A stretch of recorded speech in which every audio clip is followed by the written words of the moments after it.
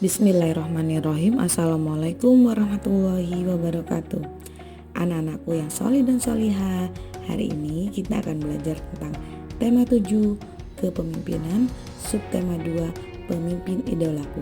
Sudah siap anak-anakku? Ayo kita mulai. Materi pada subtema ini adalah muatan PPKN, makna sila ketiga dan keempat Pancasila, muatan bahasa Indonesia, unsur-unsur teks pidato, muatan IPS, peran Indonesia dalam bidang sosial budaya di ASEAN, muatan SBDP, tari kreasi daerah, muatan IPA, upaya menjaga kesehatan reproduksi pada masa pubertas. Sudah siap anak-anak? Ayo kita belajar. Di sekitar kita banyak pemimpin yang baik dan kita mengidolakannya. Sebagai contoh adalah ayah sebagai pemimpin dalam keluarga, kepala sekolah sebagai pemimpin sekolah, presiden sebagai pemimpin negara. Seorang pemimpin memiliki kewajiban dan tanggung jawab untuk mempersatukan seluruh anggotanya. Nilai persatuan merupakan nilai pokok dalam Pancasila sila ketiga. Nilai-nilai yang terkandung dalam sila ketiga Pancasila yaitu persatuan Indonesia.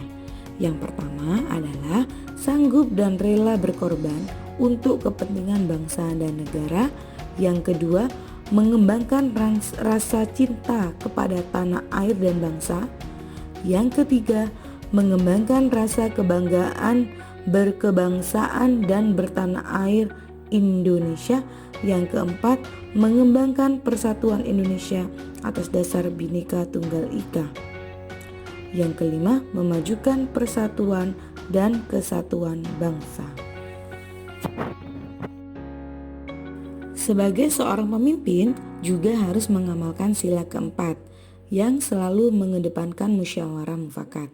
Berikut adalah nilai-nilai yang terkandung dalam sila keempat Pancasila, yaitu kerakyatan yang dipimpin oleh hikmat kebijaksanaan dalam permusyawaratan perwakilan. Yang pertama adalah tidak memaksakan kehendak kepada orang lain. Yang kedua, mengutamakan musyawarah dalam mengambil keputusan untuk kepentingan bersama. Yang ketiga adalah musyawarah untuk mencapai mufakat diliputi oleh semangat kekeluargaan. Yang keempat, menghormati dan menjunjung tinggi setiap keputusan yang dicapai sebagai hasil musyawarah. Nilai sila keempat yang kelima adalah dengan itikad baik dan rasa tanggung jawab menerima dan melaksanakan hasil keputusan musyawarah. Yang keenam, di dalam musyawarah diutamakan kepentingan bersama di atas kepentingan pribadi dan golongan. Yang ketujuh, keputusan yang diambil harus dapat dipertanggungjawabkan secara moral kepada Tuhan Yang Maha Esa. Menjunjung tinggi harkat dan martabat manusia, mengutamakan nilai-nilai kebersamaan dan keadilan, serta mengutamakan persatuan dan kesatuan demi kepentingan bersama.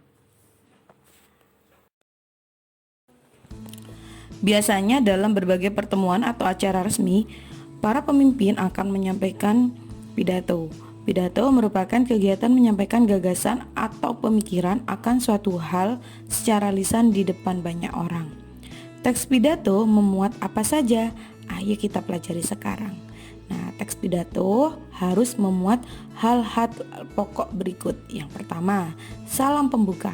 Salam pembuka berisi kalimat sapaan, misalnya Assalamualaikum, selamat pagi, selamat siang, selamat malam, dan lain-lain. Yang kedua, pendahuluan. Di pendahuluan ini akan memaparkan topik permasalahan yang akan dibahas. Untuk yang ketiga adalah inti. Di inti ini berisi pembahasan topik secara lengkap, kalimat ajakan atau bujukan yang digunakan untuk mengajak pendengar melakukan kegiatan yang diharapkan. Yang keempat, penutup, penyampaian rangkuman atau intisari topik yang telah disampaikan. Yang kelima adalah salam penutup, berisi kalimat salam penutup seperti terima kasih. Dalam pidato Bapak Kepala Desa, beliau menceritakan pengalaman tentang manfaat persatuan.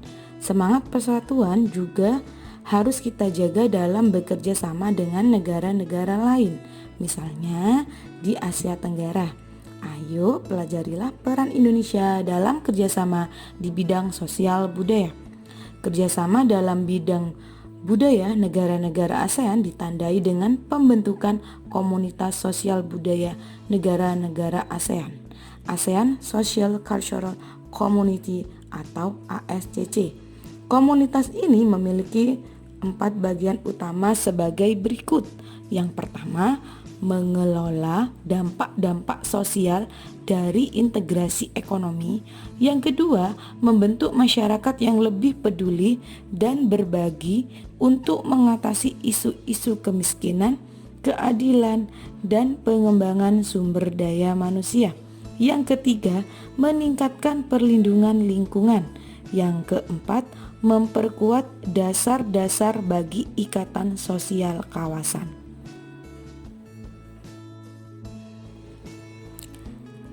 Kerjasama nyata dalam bidang sosial budaya negara-negara ASEAN antara lain sebagai berikut. Yang pertama, pertukaran kunjungan antar seniman ASEAN. Yang kedua, festival lagu dan lomba menyanyi negara-negara ASEAN. Yang ketiga, kerjasama promosi pariwisata. Yang keempat, kerjasama budaya serumpun Melayu. Yang kelima, pertukaran berita dan penyiaran informasi mengenai ASEAN melalui televisi dan radio. Yang keenam, penyelenggaraan pesta olahraga SEA Games setiap 2 tahun sekali. Contoh kerjasama dalam bidang sosial budaya yang lain adalah penanganan bencana alam yang terjadi di negara ASEAN. Hal ini penting dilakukan mengingat kawasan ASEAN terletak di kawasan rawan bencana. Yang kedelapan adalah pertukaran pemuda dan pelajar antar negara ASEAN. Para pemuda dan pelajar memiliki kesempatan untuk mempelajari budaya negara setempat. Acara SEA Games dilaksanakan setiap 2 tahun sekali dan tempatnya berganti-ganti kepada negara-negara anggota ASEAN. Indonesia menjadi tuan rumah SEA Games ke-26 pada tahun 2011. Pada acara pembukaan, banyak sekali pentas yang diselenggarakan. Ada hiburan nyanyian, marching band, dan tari-tarian. Terdapat berbagai jenis tari di Indonesia. Ada tari daerah dan ada pula tari kreasi modern. Berdasarkan banyaknya penari yang menarikan, ada tari tunggal, tari berpasangan, dan tari kelompok. Berikut beberapa contoh tari daerah berpasangan. Yang pertama adalah tari piring. Tari piring merupakan tarian yang berasal dari daerah Minangkabau, Sumatera Barat. Pada zaman dahulu, tari piring dipentaskan pada saat panen sebagai ungkapan rasa gembira dan syukur. Sesuai perkembangan zaman, saat ini tari piring dipentaskan pada acara-acara penting seperti acara pernikahan. Tari piring dibawakan dalam bentuk tari berpasangan putra dan putri yang terdapat dalam sebuah kelompok pementasan. Tari Serampang 12. Tari Serampang 12 merupakan tari yang terkenal di daerah Melayu seperti daerah Sumatera Utara, Melayu Deli, Sumatera Barat, Ranah Minang, dan Riau, Pekanbaru. Tari Serampang 12 merupakan tari pergaulan yang ditarikan secara berpasangan sejenis atau putra dengan putri. Tari Serampang 12 diciptakan oleh Sauti pada tahun 1940-an. Tari Serampang 12 terdiri atas 12 pola gerak, pola edar, dan tata urutan yang didasari oleh gerakan yang ada dalam tari Melayu seperti tari Mak Inang, tari Ronggeng Melayu, dan tari Zapin. Tari payung. Tari payung merupakan tari pergaulan yang dibawakan secara berpasangan. Tarian ini dibawakan oleh sepasang muda-mudi dan menggunakan perlengkapan payung. Payung lebih banyak digunakan oleh penari laki-laki, sedangkan penari wanita mengekspresikan gerakannya dengan permainan selendang. Busana penari pria berupa satu setel baju kecak musang, kain saping, dan tanda atau sangkok. Busana penari wanita meliputi satu setel kebaya labu, kain songket, ikan pinggang, dan selendang. Tari legong. Tari legong dimainkan oleh dua orang penari perempuan. Oleh karena merupakan tarian ritual persembahan, legong dahulunya hanya boleh ditarikan oleh gadis yang belum pernah menstruasi. Namun, seiring pergeseran fungsinya sekarang sebagai media hiburan, aturan tersebut sudah ditinggalkan. Penari legong selalu membawa kipas sebagai alat bantu. Tari Janger. Tari Janger merupakan tari tradisional asal Bali dan dipentaskan oleh 10 orang yang terdiri atas pasangan muda-mudi. 5 penari pria disebut kecak dan 5 penari wanita disebut Janger. Para penari menari sambil menyanyikan lagu Janger secara bersahut-sahutan. Tarian ini mengangkat kisah atau drama tentang Arjuna Wiwaha, Sunda Upasodo, dan lain sebagainya. Meski tidak sepopuler tari kecak atau tari pendet, tarian ini sebetulnya memiliki makna yang mendalam. Tari Ketuk Tilu. Tari Ketuk Tilu merupakan salah satu tari tradisional Jawa Barat. Tari Ketuk Tilu menjadi cikal bakal lahirnya tari Jaipong Karawang. Tarian ini dipentaskan oleh penari-penari wanita dengan gerakan dinamis dan saling mengisi.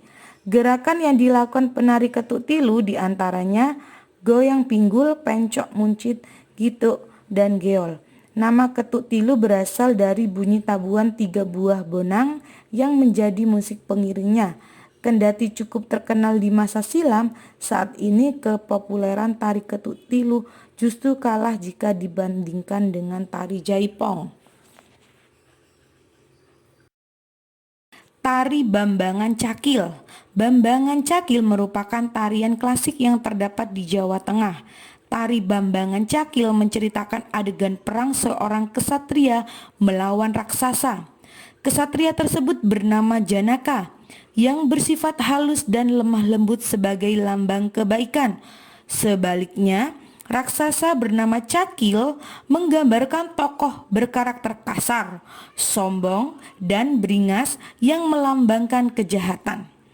Makna yang terkandung dalam tarian Bambangan Cakil ialah bahwa segala bentuk kejahatan dan keangkara murkaan pasti akan kalah dengan kebaikan. Tari Japin adalah sebuah tari tradisional yang berasal dari Riau. Tari ini syarat dengan nuansa keislaman hasil dari proses akulturasi budaya Melayu dan budaya Islam di masa silam. Tari gandrung adalah salah satu jenis tari tradisional khas yang berasal dari Kabupaten Banyuwangi, Jawa Timur. Dalam pementasannya, tarian ini didukung berbagai unsur yaitu penari, pemusik, alat musik, nyanyian, dan gerak tari. Tari gandrung dilakukan dalam bentuk berpasangan antara perempuan dan laki-laki. Penari perempuan sebagai penari gandrung dan penari laki-laki dikenal sebagai paja. Musik pengiring tari gandrung antara lain kempul atau gong, klunting, dan biola. Unsur tari. Unsur tari terdiri atas yang pertama gerak tari. Gerak tari adalah serangkaian gerakan indah dari anggota tubuh. Yang kedua, tata busana.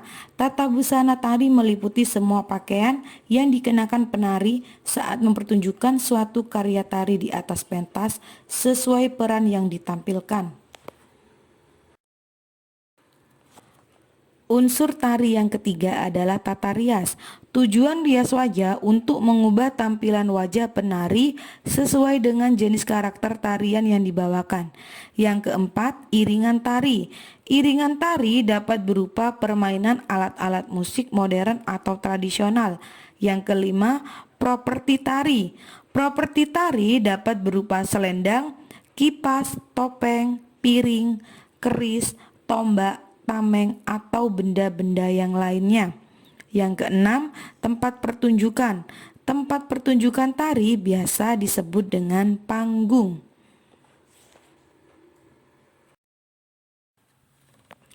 Tarian yang panjang dan gerak tari yang bersemangat dapat menyebabkan penari berkeringat banyak. Oleh karena itu, para penari sangat memperhatikan kebersihan badannya. Kita juga harus menjaga kebersihan badan. Sekarang kita akan belajar cara menjaga kesehatan reproduksi pada masa pubertas. Pada masa pubertas, terjadi perubahan pada remaja pria dan remaja putri. Pada masa ini, produksi hormon meningkat. Peningkatan produksi hormon ini menyebabkan aktivitas kelenjar minyak dan kelenjar keringat. Aktifnya kedua kelenjar ini dapat mengakibatkan jerawat dan tubuh berbau kurang sedap. Kebersihan dan kesehatan tubuh harus selalu dijaga, termasuk kebersihan dan kesehatan alat reproduksi. Berikut cara-cara menjaga kesehatan alat reproduksi. Yang pertama, biasakan mengenakan pakaian dalam dari katun. Katun bersifat menyerap keringat, sehingga kita terhindar dari kelembapan. Kelembapan pada lipatan kulit dapat menyebabkan tumbuhnya jamur kulit. Gantilah pakaian dalam setiap kali habis mandi atau setiap saat kamu merasa lembab pada pakaian dalammu. Cara yang kedua adalah bilaslah setiap kali habis buang air kecil. Gunakan air bersih. Setelah dibasuh, keringkan dengan handuk atau tisu. Yang ketiga, bagi remaja putri yang sedang menstruasi, gunakan pembalut yang lembut. Gantilah pembalut setiap kali pembalut yang kamu pakai terasa lembab.